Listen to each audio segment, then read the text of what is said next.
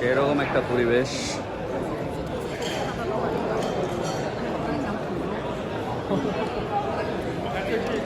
আসলে এই ধরনের এক্সিবিশন বাংলাদেশে হওয়া খুবই কষ্টকর। আমাদের কালেক্টর সংখ্যা কম এবং এই ধরনের সুন্দর পরিবেশ।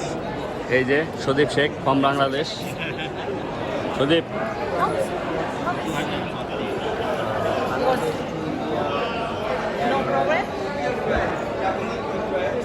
这个第二大师说这个很好。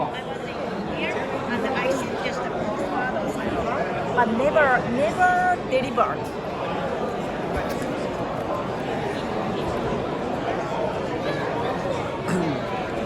দারুণ একটা পরিবেশ।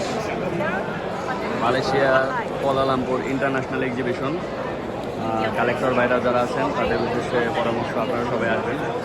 আসলে পরে দেশ বিদেশের কালেকশন সম্পর্কে জানতে পারবেন এবং কালেক্টর সম্পর্কে জানতে পারবেন এবং অনেকের সাথে পরিচিতি হবে। সকলকে দেখার সুযোগ পাবেন দেশ বিদেশের বিভিন্ন কালেক্টরদের।